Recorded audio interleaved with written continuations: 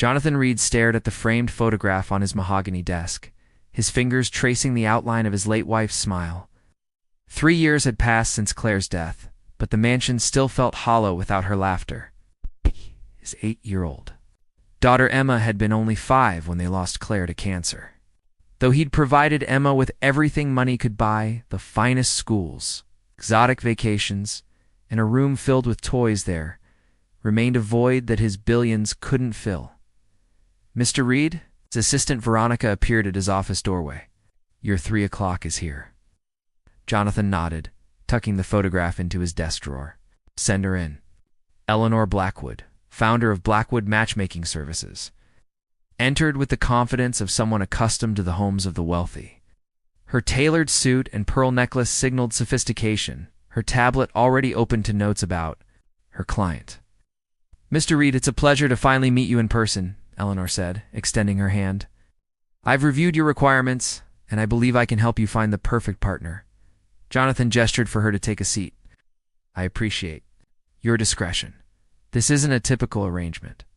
"Nothing about the ultra-wealthy is typical, Mr. Reed," Eleanor replied with a practiced smile. "Your situation isn't uncommon. Many successful men seek companionship after loss." Jonathan leaned forward. "There's something specific I want to discuss. I'm not just looking for a wife. I'm looking for a mother for Emma." Eleanor nodded, making notes on her tablet. "Of course, the compatibility with your daughter would be a primary consideration." "More than that," Jonathan said, his voice softening. "I want Emma to be part of the selection process." Eleanor's fingers paused over her screen. "I'm sorry. My daughter has lost too much already. I won't bring someone into her life without her approval." Jonathan stood and walked to the window overlooking the garden where Emma was playing with her nanny.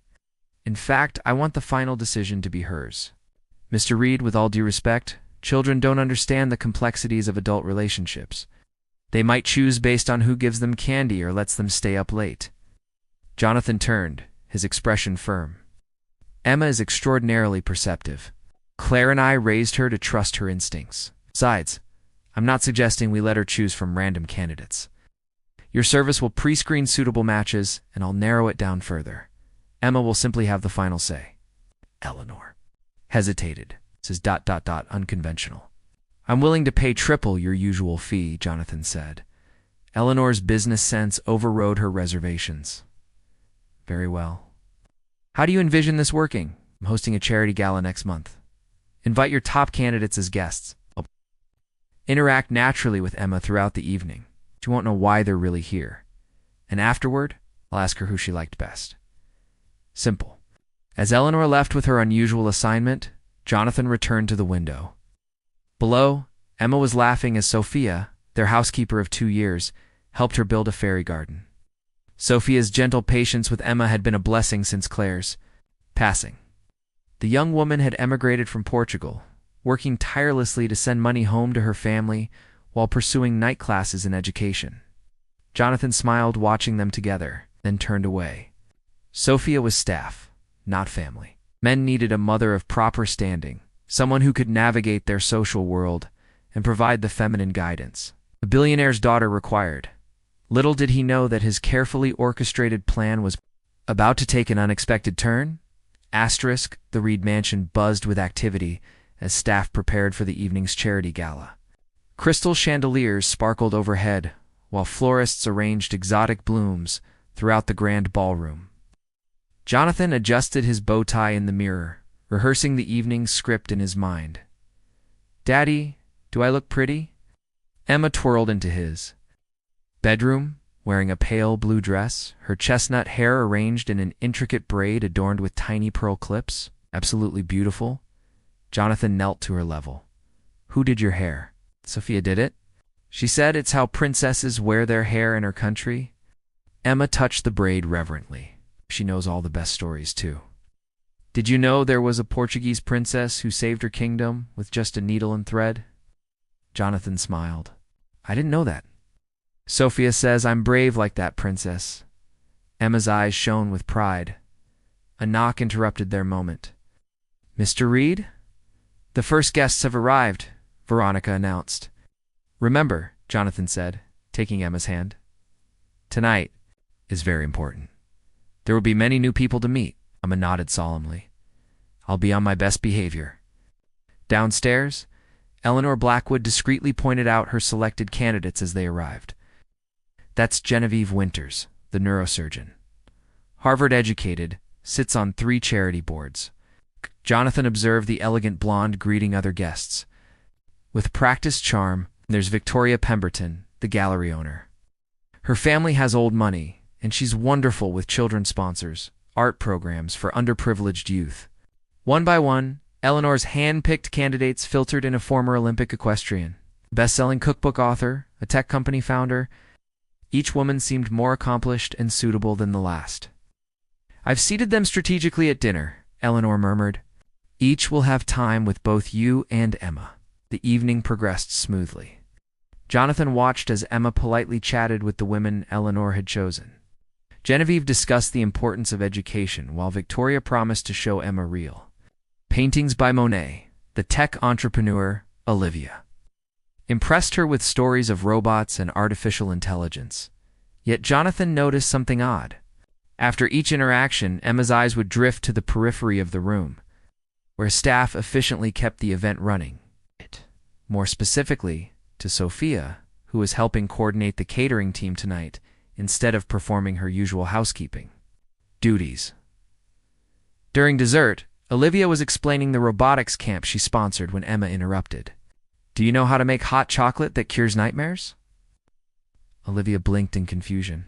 Don't think hot chocolate has medicinal properties for nightmares. Sophia makes it with cinnamon and whispers a special charm over it. Always. Works. Emma stated this as indisputable fact. Jonathan gently redirected the conversation, but similar moments occurred throughout the night. When Victoria mentioned her summer home in the Hamptons, Emma asked if she knew how to remove grass stains from clothes like Sophia does. When Genevieve discussed her hospital work, Emma wondered if she could tell stories that made shots hurt less like Sophia does. As the gala entered its final hour, Jonathan found Emma sitting alone on the grand staircase, looking tired. Having fun? He asked, joining her on the step. Emma shrugged. The ladies are nice, but they all smell funny. Funny? Like flowers that aren't real? She wrinkled her nose. Sophia smells like lemons and vanilla. That's better. Jonathan glanced across the room where Sophia was quietly organizing the gift bags for departing guests. She worked efficiently, occasionally exchanging warm smiles with other staff members. Nothing about her suggested she belonged in his world. Of high finance and social power, yet his daughter's gaze kept returning to her throughout the evening. Daddy, Emma said suddenly, why did you really have this party? Jonathan hesitated. What do you mean, sweetheart? You keep watching me? Talk to those ladies. And Ms. Blackwood keeps watching too. Emma's perceptiveness, so like her mother's, caught him off guard. Before Jonathan could formulate a response, Eleanor appeared. Mr. Reed, Genevieve is leaving. You might want to say goodbye personally. As Jonathan excused himself, he missed the thoughtful expression that settled on his daughter's face, the look Claire used to call her puzzle-solving face. Emma watched the elegant women laughing and chatting, then looked toward Sophia quietly working in the background. A plan began forming in her 8-year-old mind.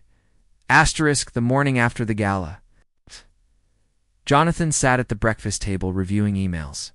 When Emma skipped into the room, her hair was back in a simple ponytail, and she clutched her favorite stuffed rabbit, Mr. Whiskers. Good morning, sunshine, Jonathan said, setting his phone aside. Did you sleep well? Emma nodded, sliding into her chair as Sophia entered with a plate of blueberry pancakes shaped like stars. Your favorite, Miss Emma? Sophia said softly, her Portuguese accent gentle on the words. With extra blueberries hidden inside, just how you like them? Thank you, Sophia, Emma beamed. Sophia remembered that I finished my math worksheet yesterday. So she made special pancakes, she explained to her father. Sophia smiled. Miss Emma is very smart with numbers. She will be a mathematician. Someday, I think. As Sophia turned to leave, Jonathan cleared his throat. Actually, Sophia, would you mind staying? I'd like to speak with both of you. Sophia hesitated, then nodded, standing with perfect posture near the doorway, hands clasped in front of her apron. Jonathan began carefully. Remember all those nice ladies you met last night? Emma nodded, mouthful of pancake. Well, Daddy has been thinking that maybe it would be nice for you to have a mother figure in your life again. He watched her reaction closely. Someone who could do things with you that I can't. Girl, things. Ah! Chewed thoughtfully, then swallowed. Like who? Well, that's what I wanted to ask you. Jonathan leaned forward. Did you particularly like any of the ladies from the party? Maybe Dr. Winters, who works with children at the hospital? Or Miss Pemberton with the art gallery? Emma took a sip of orange juice, her expression serious beyond her years. Are you trying to find a new wife, Daddy? Jonathan felt heat rise to his face. I'm trying to find someone who could be a good mother for you, sweetheart. Oh, Emma set down her glass. So I get to pick? Your opinion is very important to me, Jonathan hedged. I thought perhaps you could tell me which ladies you enjoyed talking to the most. Sophia shifted uncomfortably. Mr. Reed, perhaps I should. I picked Sophia, Emma declared. The room fell completely silent. Sophia froze, her eyes widening. Stared at his daughter, certain he had misheard. Pardon me? Finally managed. If I get to pick a new mom, I pick Sophia. Emma said it with absolute conviction, as though selecting a flavor of ice cream. Sophia's face flushed deep red. Emma, that's not time, not one of the choices. Your father means the ladies from the party? But Daddy said I could pick someone to be my mother, Emma insisted, and I'd pick you. Jonathan ran a hand through his hair. Emma, honey, Sophia works for us. She's our housekeeper. So, she already does all the mom things. Emma ticked points off on her fingers. She braids my hair and helps with homework and knows when I'm sad even when I don't say it. She taught me to fold paper cranes when I miss Mommy, and she always checks under my bed for monsters. Sophia looked at the floor. Mr. Reed, I apologize. I never intended to overstep. You didn't. Jonathan assured her quickly. Emma, the ladies at the party. They're more suitable as potential partners for someone in my position. Brow furrowed. What does that mean? They have similar backgrounds, education, social circles. Do they know which stories make me laugh when I'm scared at the dentist? Emma asked. Or how to fix Mr. Whiskers when his stuffing comes out. Or that I need the blue nightlight, not the yellow one. They could learn those things, Jonathan said gently. Emma crossed her arms. Sophia already knows. She makes me feel safe like Mommy did. Sophia finally found her voice. Miss Emma, this is not appropriate. I'm very honored, but your father needs someone. Someone more fitting for his world. Why? Emma challenged. Daddy's always telling me what's inside, eh? Person matters most. That's what Mommy believed too. Her voice grew smaller. And inside, I think Sophia loves me. Don't you? Sophia's eyes glistened with tears. Of course I care deeply for you, Miss Emma, but then it's decided, Emma declared, returning to her pancakes as if the matter was settled. Jonathan felt the room spinning. This was not remotely how he had planned this conversation. Eleanor would be horrified. His board members would think he'd lost his mind. His mother would probably disinherit him. And yet, watching his daughter happily eating star-shaped pancakes, he felt a strange sense of clarity breaking through his confusion. For 3 years, he'd focused on finding someone who fit into his world. Not once had he considered who might fit into Emma's. Sophia, he said carefully, would you sit down, please? I think we have a lot to discuss. Sophia hesitantly took a seat, her expression a mixture of disbelief and alarm. Daddy, Emma said between bites, Sophia's taking night classes to become a teacher. Did you know that? She's really smart. No, Jonathan replied, suddenly realizing how little he knew about the woman who had apparently become the center of his daughter's world. I didn't know that at all. Outside the breakfast room, Veronica stood frozen, having overheard everything. She quietly backed away, already imagining the phone call she would need to make to Eleanor Blackwood. The matchmaker would not be pleased that her carefully selected candidates had been passed over for the housekeeper. The Reed household was about to change in ways no one had anticipated. Asterisk, this is absolutely unprecedented. Eleanor Blackwood paced Jonathan's office, her heels clicking sharply against the hardwood floor. You can't seriously be considering this. Jonathan leaned back in his chair. I'm not just considering it. I've made my decision. To promote your housekeeper to what, girlfriend? Wife? Eleanor's voice rose. The board will question your judgment. Yes. The press will have a field day. Billionaire marries the help. Can you imagine the headlines? I never said anything about marriage, Jonathan replied calmly. I'm offering Sophia a new position as Emma's official caretaker and my household manager. With a significant raise in her own suite in the East Wing, Eleanor. Stopped pacing. This is about your daughter's request. It's about recognizing what's been right in front of me. Ow. Emma needs Sophia in her life. I've been so focused on finding the perfect society wife that I missed the perfect mother figure already under my roof. After Eleanor left, without her final payment, Jonathan found Sophia in the laundry room, methodically folding sheets. She looked up nervously when he entered. Mr. Reed, about this morning. I want to assure you I never encouraged Miss Emma to, I know, he interrupted. And please call me Jonathan. That wouldn't be appropriate, sir. Neither's what I'm about to propose, according to Eleanor. He smiled slightly. Sophia, I'd like to offer you a new position in this household. Sophia listened intently as he outlined his proposal. When he finished, she folded her hands in her lap. Mr. Reed, I'm honored by your trust, but this is complicated.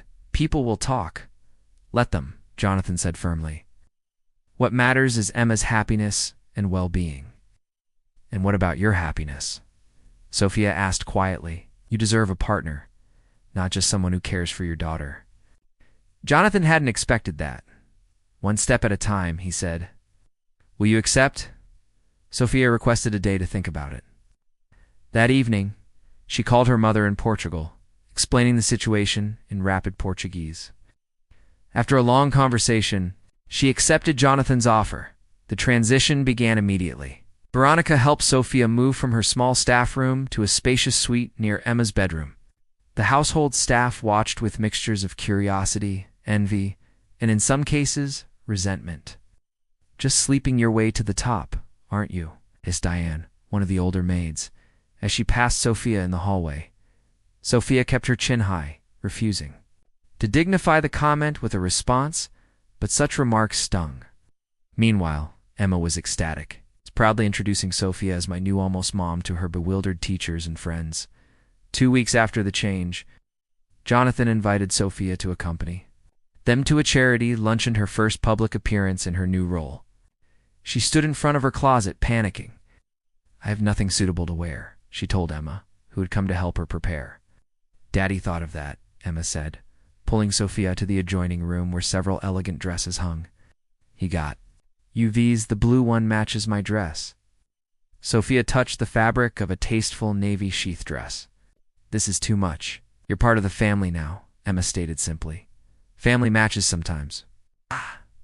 The luncheon was as difficult as Sophia had anticipated. Whispers followed them through the crowd. Jonathan's business associates stared openly. Mothers from Emma's private school exchanged knowing glances. Don't they teach proper table manners in the servants' quarters? Whispered a woman at their table, when Sophia hesitated over which fork to use.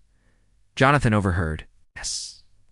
Sophia speaks 4 languages fluently and is completing her education degree while working full-time, he said loudly enough for nearby tables, too. Here, I find her far more impressive than people who judge others based on flatware preferences. Sophia gave him a grateful look. Later, during a quiet moment, she confessed, I don't belong in this world, Mr. Reed. Jonathan, he corrected. What? And neither do I sometimes. Old money never fully accepted new money like mine? He hesitated. My late wife Claire taught me to ignore them. She said true worth isn't measured in dollars or pedigree. She sounds wonderful, Sophia said softly. She would have liked you, Jonathan replied, surprising himself with the certainty of this statement. Back home, as Sophia helped Emma with homework, Jonathan received an unexpected call from his mother, Beatrice Reed, a formidable widow who split her time between Manhattan and Palm Beach. I've heard the most disturbing rumors, Jonathan, she began without greeting. Something about you parading your Portuguese housemaid at the Children's Hospital luncheon? Jonathan sighed. Hello, Mother. Tell me this is some bizarre misunderstanding. Sophia is no longer our housemaid. She's Emma's caretaker and my household manager. This is Claire's death all over again. You're making irrational decisions out of grief. Mother, that's enough, Jonathan said firmly. Claire's been gone 3 years. This isn't grief, it's clarity.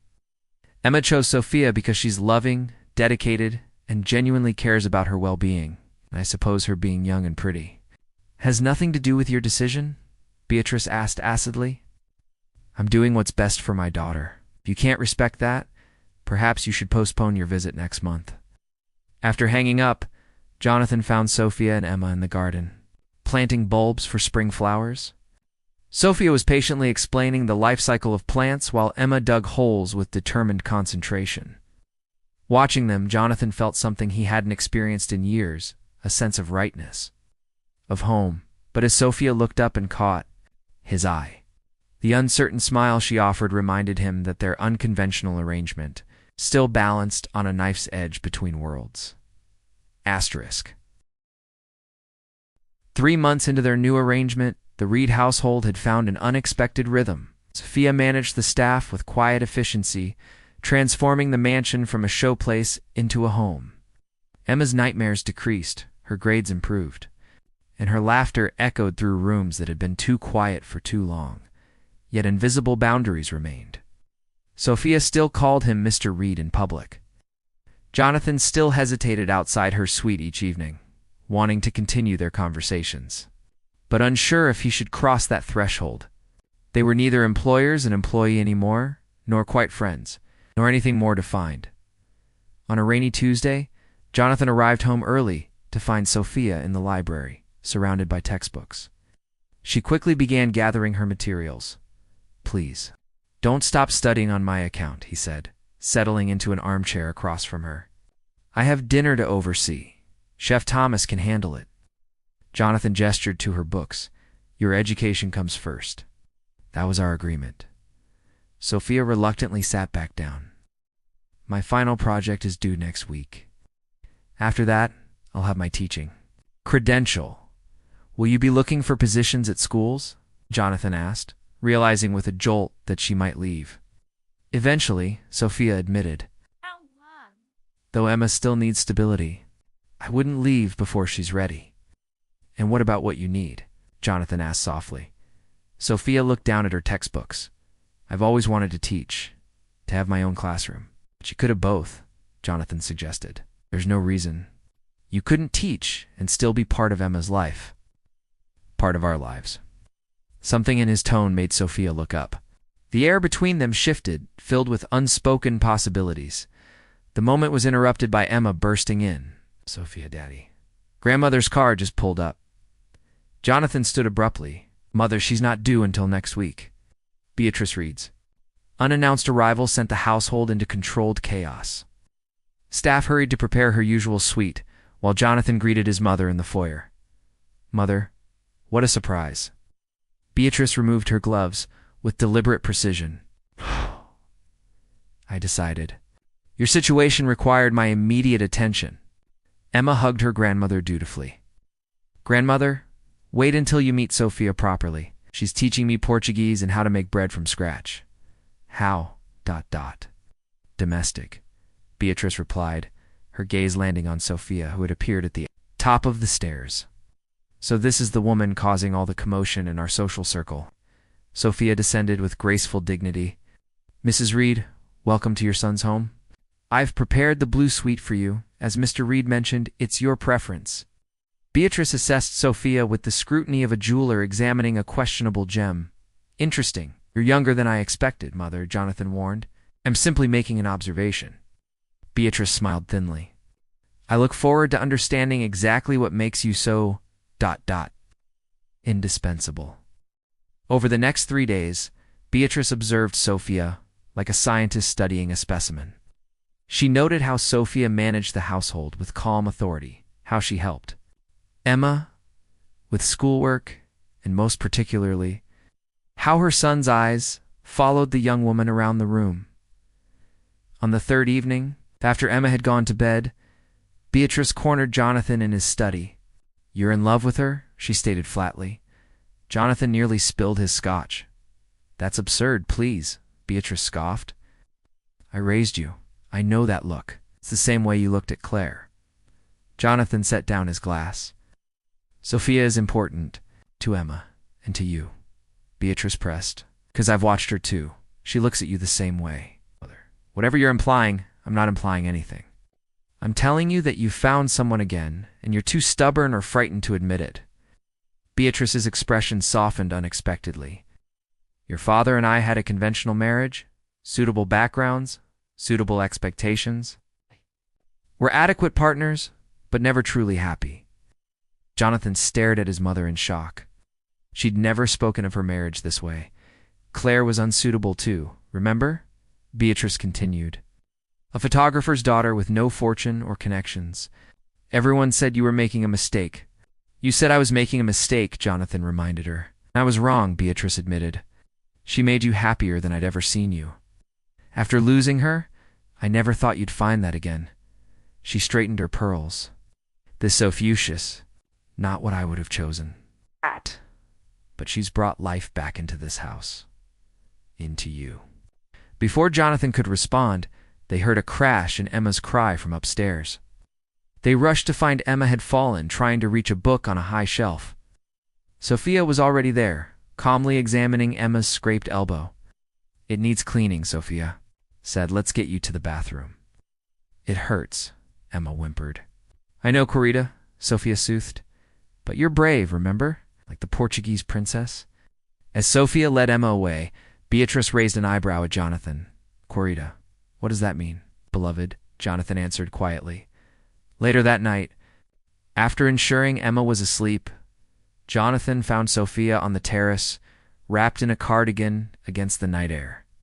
Emma's fine, she said as he approached. Just a small scrape. Thank you for taking care of her. He paused. For taking care of us. Sophia turned to face him. It's my job. Is that all it is? Jonathan asked, moving closer. 'Cause for me, it's become something more. The moonlight illuminated her face as she looked up at him. What are you saying, Mr. Reed? Jonathan, he corrected gently. And I'm saying that Emma wasn't wrong when she chose you. Not just for herself, but for me too. Sophia's breath caught. Your mother, your colleagues, your friends, they'll never accept this. Some already have, he said, thinking of his mother's surprising words. The rest will either come around or they won't. What matters is what we want. And what do you want? Sophia whispered. Jonathan took her hand. I want to stop pretending we're just employer and employee. I want to see where this could goes, lowly, properly. I want us to be a real family, not just an arrangement. Sophia's eyes glistened with tears. I've been afraid to hope for that. Hope, Jonathan said, gently brushing a tear from her cheek. That's what you brought back to this house, to Emma, to me. From the doorway, unseen by either adult, Emma watched with a triumphant smile. Her plan had worked perfectly. She tiptoed back to her room, whispering to her stuffed rabbit, See, Mr. Whiskers? I told you, they just needed a little help figuring it out. 6 months later, the Reed Mansion hosted another charity gala. This time, Sophia stood confidently beside Jonathan, wearing a simple but elegant gown, her teaching certificate newly framed in the study. Emma proudly introduced her to everyone as my mom. No qualifiers needed. When Eleanor Blackwood approached them, her smile tight with curiosity, Jonathan simply said, Sometimes the perfect match isn't the one you're looking for, but the one who's been there all along. As the evening ended, Jonathan, Sophia, and Emma stood together on the terrace, looking up at the stars. Emma between them, holding both their hands. Make a wish, Sophia encouraged, as a shooting star streaked across. The sky dot. Emma shook her head. I don't need to wish anymore. I already got what I wanted. Jonathan and Sophia exchanged a look over. Emma's had a look filled with the promise of a future built not on society's expectations, but on the foundation of love that a child had. Recognized long before the adults around her. Sometimes the wisest heart is the youngest one. And sometimes the most valuable treasure isn't found in bank accounts or boardrooms, but in the quiet moments of connection that transform a house into a home and strangers into family.